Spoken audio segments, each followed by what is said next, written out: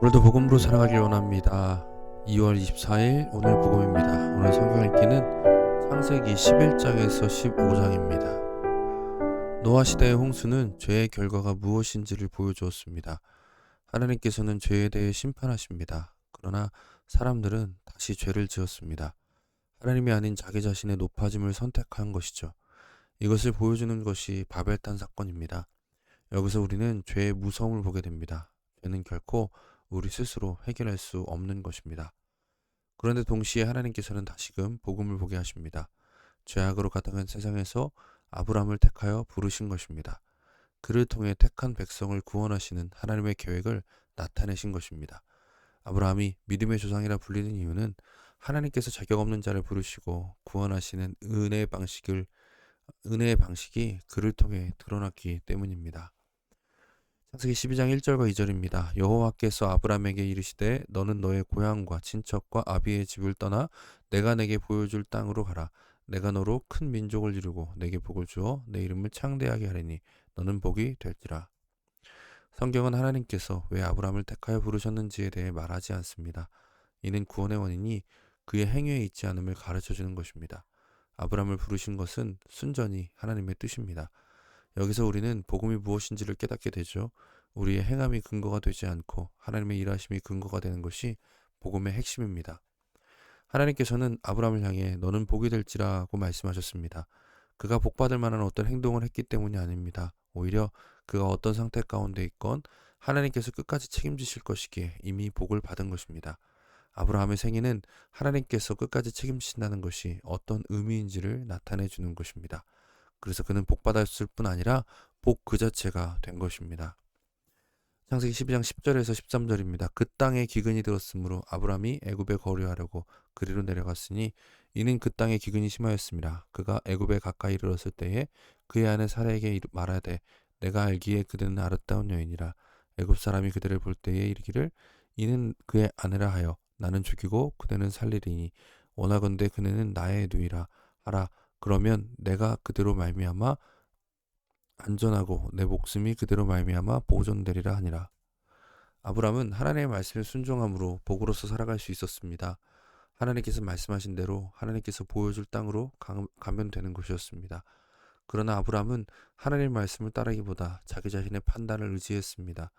눈에 보이는 것에 의지하여 잘못된 선택을 하게 됩니다. 그 결과 복이 아니라 저주가 되어버렸습니다. 이것은 신자의 삶이 어떠해야 되는지를 잘 보여주는 장면이기도 합니다. 신자는 아브람과 마찬가지로 복이 될 자로 부름받았습니다. 복음으로 구원을 받은 우리가 복음으로 살아감을 통해 복음을 전하는 것입니다. 그런데 이것은 그냥 되는 것이 아닙니다. 우리를 구원하신 하나님의 말씀을 따라 살아감으로 실현되는 것입니다. 종종 우리는 아브람과 같이 실수하고 실패합니다. 그러나 동시에 우리는 말씀을 통해 하나님께서 아브람을 끝까지 책임지심을 봅니다. 여기에 우리의 소망이 있습니다. 우리는 연약하지만 우리를 책임지시는 하나님은 강하십니다. 하나님께서는 반드시 우리로 하여금 믿음의 삶을 살아가도록 인도하실 것입니다. 창세기 13장 8절에서 10절입니다. 아브람이 롯에게 이르되 우리는 한 친족이라 나나 너나 내 목자나 내 욕자나 서로 다투게 하지 말자. 내 앞에 온 땅이 있지 아니하냐. 나를 떠나가라. 내가 좌하면 나는 우하고 내가 우하면 나는 좌하리라. 이에 롯이 눈을 들어 요단 지역을 바라본즉 소알까지 온 땅에 물이 넉넉하니 여호와께서 소돔과 고모라를 멸하시기 전이었으므로 여호와의 동산 같고 애굽 땅과 같았더라. 아브람은 조금씩 달라집니다. 그의 소유가 많아져서 롯과 갈라서게 되었을 때 아브람의 선택과 롯의 선택의 차이를 보게 됩니다. 롯은 자기가 보기에 좋은 것을 택합니다. 여호와의 동산 같고 애굽 땅 같았더라라는 것은 그 땅이 얼마나 보기에 좋아 보였는지를 설명해 줍니다. 그러나 거기는 죄로 가득한 곳이었습니다. 아브람은 눈에 보기에 좋은 것을 선택하지 않고 하나님의 뜻에 맡깁니다. 창세기 15장 17절부터 21절입니다. 해가 져서 어두울 때에 연기나는 화로가 보이며 타는 횃불이 쪼갠 고기 사이로 지나가더라.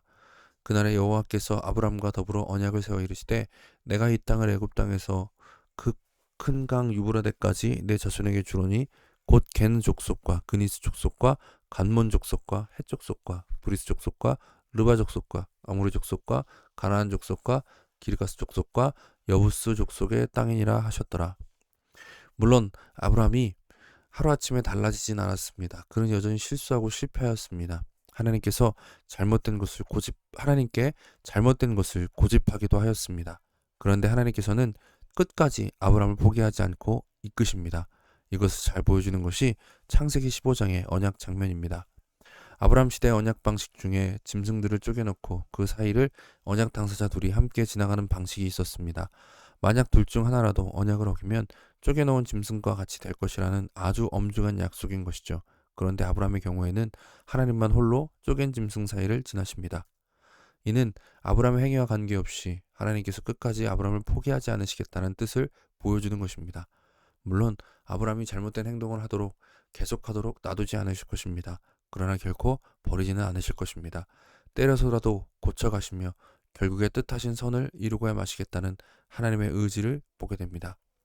우리는 아브라함을 통해 성도의 삶의 영광이 무엇인지를 가늠하게 됩니다. 하나님께서는 그의 자랑과 못함과 실수와 실패까지도 사용하셔서 뜻하신 구원을 이루십니다.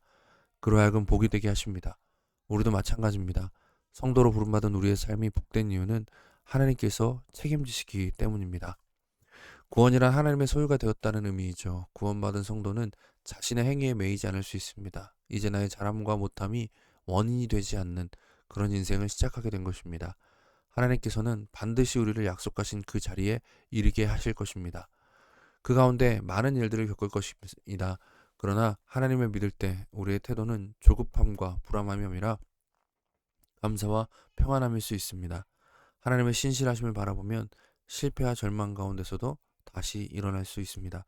우리를 택하여 부르신 하나님을 신뢰하며 믿음으로 오늘도 살아가기를 소망합니다.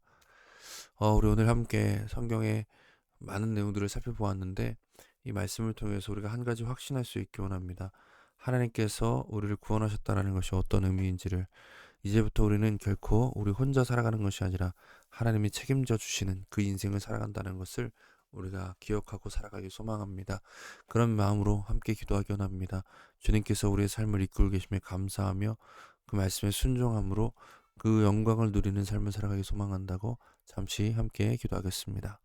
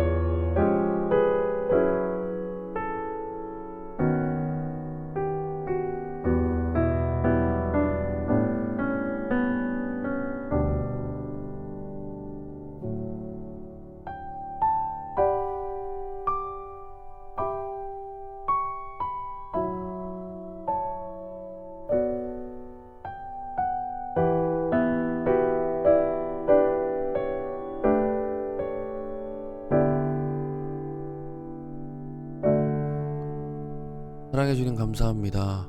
오늘 우리가 말씀을 통해 우리가 받은 구원의 의미가 무엇인지를 다시 한번 되새깁니다. 주님께서 우리를 책임지신다는 사실이 얼마나 영광스러운 것인지를 지금 깨닫는 오늘이 되기 원합니다. 주님의 손에 우리의 삶이 붙들려져 있음에 감사하며 어떠한 삶도 그 은혜 안에서 바라보며 견디고 이기는 오늘 우리의 삶이 되게 하여 주시옵소서. 하나님의 말씀에 순종하며 하나님의 나라를 누리는 우리가 되기 원합니다. 주여 함께 하여 주시옵소서. 예수님의 이름으로 기도드립니다. 아멘. 오늘도 복음으로 승리하시길 바랍니다. 감사합니다.